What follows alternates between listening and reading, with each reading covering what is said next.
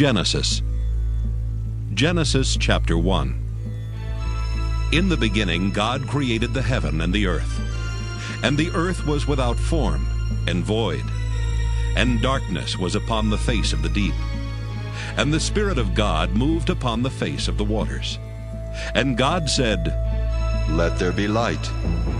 And there was light. And God saw the light, that it was good. And God divided the light from the darkness.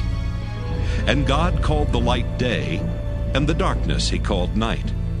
And the evening and the morning were the first day. And God said, "Let there be a firmament in the midst of the waters, and let it divide the waters from the waters." And God made the firmament, and divided the waters which were under the firmament from the waters which were above the firmament. And it was so. And God called the firmament heaven. And the evening and the morning were the second day. And God said, "Let the waters under the heaven be gathered together into one place, and let the dry land appear." And it was so. And God called the dry land earth, and the gathering together of the waters called he seas. And God saw that it was good. And God said, "Let the earth bring forth grass, the herb yielding seed, and the fruit tree yielding fruit after his kind, whose seed is in itself upon the earth." And it was so. And the earth brought forth grass, and herb yielding seed after his kind, and the tree yielding fruit, whose seed was in itself, after his kind. And God saw that it was good. And the evening and the morning were the third day. And God said, "Let there be lights in the firmament of the heaven to divide the day from the night, and let them be for signs and for seasons and for days and years, and let them be for lights in the firmament of the heaven to give light upon the earth." And it was so. And God made two great lights, the greater light to rule the day, and the lesser light to rule the night. He made the stars also. And God set them in the firmament of the heaven to give light upon the earth, and to rule over the day and over the night, and to divide the light from the darkness.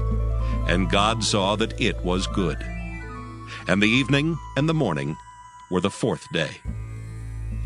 And God said, "Let the waters bring forth abundantly the moving creature that hath life, and fowl that it may fly above the earth in the open firmament of heaven." And God created great whales, and every living creature that moveth, which the waters brought forth abundantly after their kind, and every winged fowl after his kind. And God saw that it was good. And God blessed them, saying, "Be fruitful and multiply, and fill the waters in the seas, and let fowl multiply in the earth." And the evening and the morning were the fifth day. And God said, "Let the earth bring forth the living creature after his kind, cattle, and creeping thing, and beast of the earth after his kind." And it was so. And God made the beast of the earth after his kind, and cattle after their kind, and everything that creepeth upon the earth after his kind. And God saw that it was good. And God said, "Let us make man in our image, after our likeness, and let them have dominion over the fish of the sea, and over the fowl of the air, and over the cattle, and over all the earth, and over every creeping thing that creepeth upon the earth." So God created man in his own image. In the image of God created he him. Male and female created he them. And God blessed them. And God said unto them, "Be fruitful and multiply, and replenish the earth and subdue it, and have dominion over the fish of the sea, and over the fowl of the air, and over every living thing that moveth upon the earth." And God said, "Behold, I have given you every herb-bearing seed which is upon the face of all the earth, and every tree in the which is the fruit of a tree yielding seed. To you it shall be for meat, and to every beast of the earth, and to every fowl of the air, and to everything that creepeth upon the earth, wherein there is life, I have given every green herb for meat. And it was so. And God saw everything that he had made, and behold, it was very good. And the evening and the morning were the sixth day. Genesis chapter 2. Thus the heavens and the earth were finished, and all the host of them. And on the seventh day God ended his work which he had made.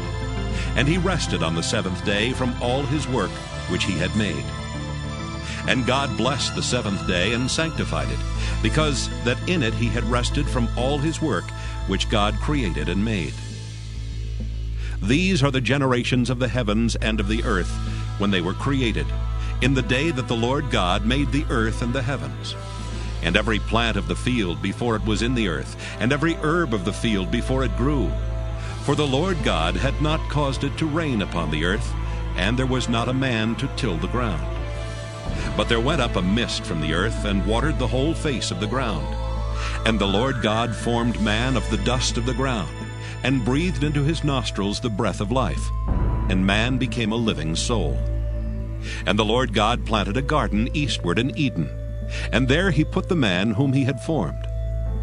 And out of the ground made the Lord God to grow every tree that is pleasant to the sight, and good for food, the tree of life also in the midst of the garden, and the tree of knowledge of good and evil. And a river went out of Eden to water the garden, and from thence it was parted and became into 4 heads. The name of the first is Pison. That is it which compasseth the whole land of Havilah, where there is gold. And the gold of that land is good. There is bdellium and the onyx stone. And the name of the second river is Gihon. The same is it that compasseth the whole land of Ethiopia. And the name of the third river is Hiddekel. That is it which goeth toward the east of Assyria. And the fourth river is Euphrates. And the Lord God took the man and put him into the garden of Eden to dress it and to keep it. And the Lord God commanded the man, saying, Of every tree of the garden thou mayest freely eat, but of the tree of the knowledge of good and evil thou shalt not eat of it. For in the day that thou eatest thereof, thou shalt surely die. And the Lord God said, It is not good that the man should be alone. I will make him an helpmeet for him. And out of the ground the Lord God formed every beast of the field, and every fowl of the air, and brought them unto Adam to see what he would call them. And whatsoever Adam called every living creature, that was the name thereof. And Adam gave names to all cattle, and to the fowl of the air, and to every beast of the field. But for Adam there was not found an helpmeet for him. And the Lord God caused a deep sleep to fall upon Adam, and he slept. And he took one of his ribs, and closed up the flesh instead thereof. And the rib, which the Lord God had taken from man, made he a woman, and brought her unto the man. And Adam said, This is now bone of my bones, and flesh of my flesh. She shall be called woman, because she was taken out of man. Therefore shall a man leave his father and his mother, and shall cleave unto his wife, and they shall be one flesh.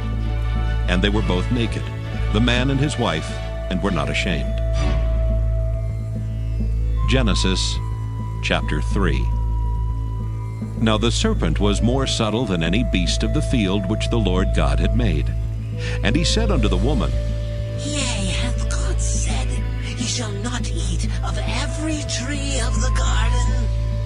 And the woman said unto the serpent, We may eat of the fruit of the trees of the garden. But of the fruit of the tree which is in the midst of the garden, God hath said, Ye shall not eat of it, neither shall ye touch it, lest ye die. And the serpent said unto the woman, Ye shall not surely die. For God doth know that in the day ye eat thereof, then your eyes shall be opened, and ye shall be as gods, knowing good and evil. And when the woman saw that the tree was good for food, and that it was pleasant to the eyes, and a tree to be desired to make one wise, she took of the fruit thereof, and did eat, and gave also unto her husband with her, and he did eat.